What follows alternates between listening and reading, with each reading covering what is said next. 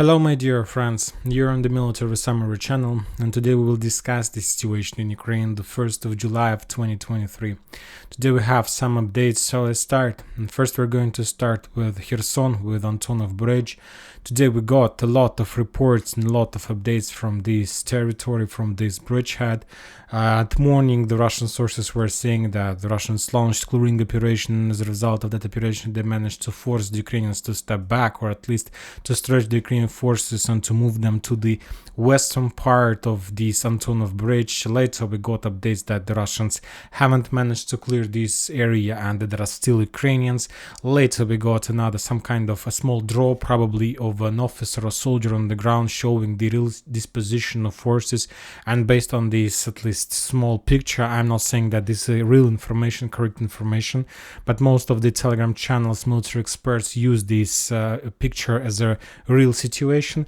Basically, as you can see, the Ukrainian still controls the bank of the river and the bridgehead in the vicinity of the bridge, Antonov Bridge, and the Russians control the southern part. Furthermore, after the Russians published the piece of news that they cleared this territory, the Ukrainians and the other Russian sources published the video how the Ukrainians were continuously sending infantry and marines using boats. As you can see, it's like endless process, non-stop process. The Ukrainians, as I see, they don't have any problems to supply and support this territory using a very fast boats, and the Russians don't have possibilities to attack and destroy the Ukrainians while moving from one bank of the river to another one. So the situation is not critical. But the situation reminds me this situation, it's like something like a trap. First of all, for the Russians, because when talking about this entire bridgehead, it's this situation works and plays in Ukrainian favor, because the Ukrainians have their positions on the north, the Ukrainians are located on the hill, and from this area the Ukrainians do have possibilities to control the Russians on this side of the river. The Russians don't have possibilities to send a lot of resources and reinforcement using the road, because this area is completely mined by the Ukrainians using the distance method of mining, and the only possible solution for the Russians is to use the rivers to supply and support their forces and evacuate wounded, and we know that the Russians have a lot of problems with the boats. Anyway, the clashes continues in this territory, and we'll see what is going to be tomorrow and what kind of piece of news the next day is going to bring us. Anyway, we see the picture just from Antonov Bridge, but you need to understand that there are a lot of islands between Ukrainian bank of the river and the Russians, and the thing is that there are a lot of problems on these islands, I believe, for the Russians, not for the Ukrainians, but we don't know about these problems because we don't see the video confirmations from the islands between Dnieper River. The only confirmation we got yesterday on this bank of Konka River, if you remember, there was an ambush from the Ukrainian side. Somehow the Ukrainians silently managed to bring the reserves in this area, and they captured, let's say, this area, and the Russians sent their forces, and they got an ambush, was killed and destroyed. And we knew this, we found out this just because of video confirmation. Currently nobody can tell us, nobody can give us any information about the real situation on the islands, but this island, at least there was like the Russian stronghold at least before the flooding, and currently this island is under Ukrainian control, and currently the Ukrainians do have possibilities, let's say, theoretically, to send their infantry to this area using the forest, using this grass, and to attack the Russians' positions in Aleshki already. So it's very not good situation for the Russians. And we got updates just from Antonov Bridge. Nobody tell us the situation among other islands on this territory. The Ministry of Defense of Russian Federation reported that as a result of fierce fighting, artillery duels, the Ukrainians lost 30 soldiers, 4 armored vehicles, and 1 artillery system howitzer M777. From the Russian side, the main forces that took part in that defense or clearing operation were 126 separate Guards Coastal Defense Brigade, 205th Separate Motorized Rifle Brigade, and 127 separate Reconnaissance Brigade. So these are 3 brigades that are currently currently try to push the Ukrainians back from Oleshki bank of Dnipro River. Now we are moving further to South Zaporizhzhia area and South Donetsk area. Today we haven't received a lot of geolocated video confirmation of any actions on this bridgehead. The Ministry of Defense reported that the Russians managed to repel another Ukrainian attack from Petykhatki in direction of Zherebyanki. The Russians haven't provided us the information about any losses from the Ukrainian side, so probably that was just a regular recon combat, not even recon force.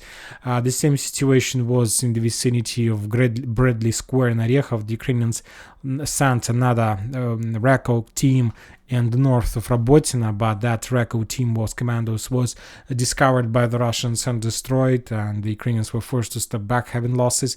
The Ukrainians published just one video from this territory showing how they were making some kind of evacuation process.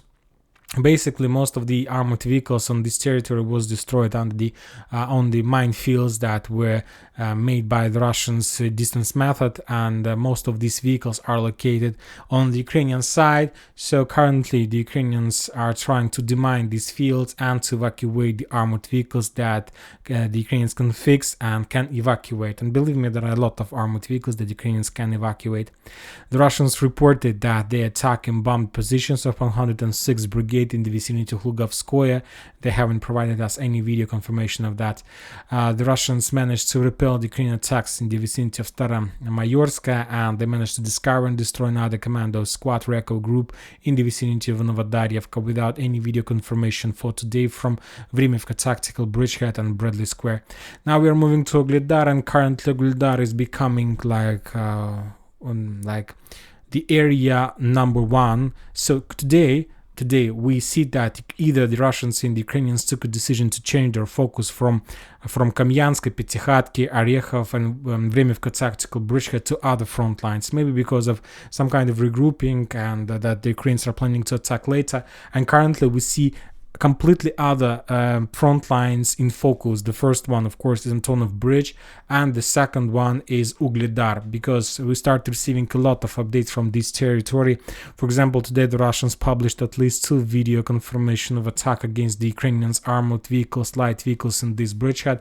You see that Ukrainians using just a light car was running between the streets in Vuhledar. The Russians managed to discover, to spot its position, and after that they attacked this light vehicle and probably destroyed. Another video the Russians published how the Ukrainians were trying to create some positions in the basements of the building.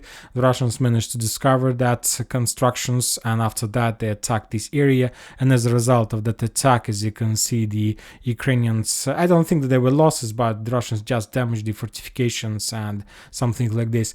The second day in a row, the Russians continue publishing the video confirmation, geolocated confirmations of attacking and bombing Novomikhailivka. And basically we see that currently this is the settlement target number 1 for the Russians. The story of Novomikhailivka, Vuhledar, has a lot of fairy tales, and currently the Russians, I believe, are trying to attack and pin down the Ukrainians in this settlement because of the attempts to develop their bridgehead in the vicinity of Pobeda. And to do this, the Russians need to pin down the Ukrainians. They need to attack their positions. They need to attack their ammo depots, because the Ukrainians, using this bridgehead, can send some kind of reserves and reinforcements to this line and to fight with the Russians, who are currently trying to develop their bridgehead in this area. I'll remind you that from the Russian side, there are Storm Z troopers who are trying to establish control with this bridgehead. And when talking about the Ukrainians, mainly there are 116th Defense Brigade and 72nd Mechanized Brigade who are trying to fight with the Russians. We haven't received any updates from Mariinka or from Krasnogorovka, but we got a lot of updates from Avdiivka. During the previous day, the Ukrainians made a lot of attempts to attack the Russians' positions. There were a lot of attacks. The Russians were saying that there were around 15 attacks all over the Donetsk front line. The Russians repelled most of them in Pervomaiskaya, on the north of Vodiane, on the south of Severne, and they repelled attacks in the vicinity of Veselaya. I have updated the map showing that Ukrainians managed to develop their bridgehead in the vicinity of Krasnogorovka and Veselaya, and currently currently the Russians are stick to these settlements and the Ukrainians continue advancing, but for now the Russians saved control over Veselye and Krasnogorovka, and these settlements still remains under Russian control. Also, the Russians published another video how they're attacked and bombed using drones tank TAT somewhere in the fields between Avdiivka and Donetsk using artillery systems. As a result of fire, as you can see, very heavy artillery fire, the Russians managed to destroy another tank and few armored vehicles of the Ukrainians on this bridgehead.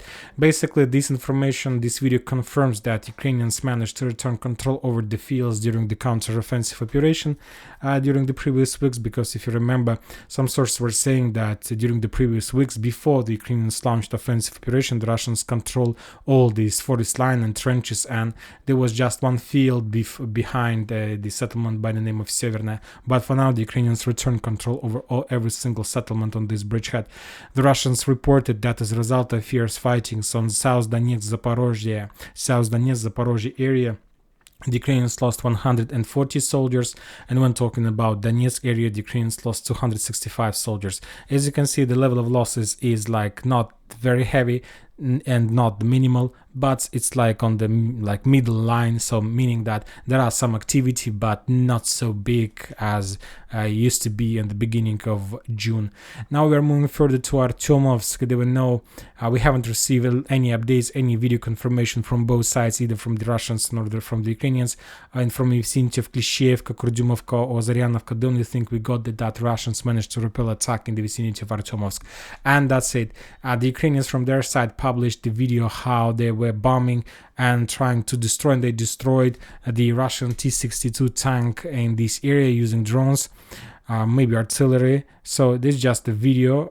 This video is geolocated, but basically I provided this video. This is a very fresh video showing that the Russians still controls this forest and still controls the road between, let's say, between Minkovka, Privilya and Paraskovyevka. So this area is under Russian control. We also got from some Russian material, some Russian videos that the Ukrainians restored the entire control over Orekho-Vasilyevka and these forest lines. And a few days ago we got a lot of videos from this bridgehead that the Russians control this area. So basically this northwestern flank of Bakhmut is under Russian control, and all this in this map is completely geolocated with different types of events on this front line. Now we are moving to Razdoilovka. The Russian blogger, military expert blogger Ryba reported that the Ukrainians continue offensive operation from Razdoilovka to the south, and also the Ukrainians published a video how using drone they attacked the Russian positions among the forest lines and fields. There was a small Russian platoon, probably reconnaissance group, who was moving in this area, and the Ukrainians managed to discover them and to attack using drones. We don't have any confirmation of losses of that attack, but basically this confirms the control over the southern fields by the Russians. Now we are moving to Siversk-Kreminna Liman bridgehead. The Russians reported that they repel attack in the vicinity of Bilogorovka. The Russians also reported they destroyed the ammo depot of 54th Mechanized Brigade in the vicinity of Vyemka, and also the Russians published video confirmation, I believe so, of their forces, like this some kind of special forces that was in the side of this industrial area in the vicinity of Bilogorovka. As you can see, these soldiers prepared themselves before the next episode of offensive operation in Bilogorovka. As you can see, they were preparing their guns, they were checking their guns, their munition, their grenades, and so on.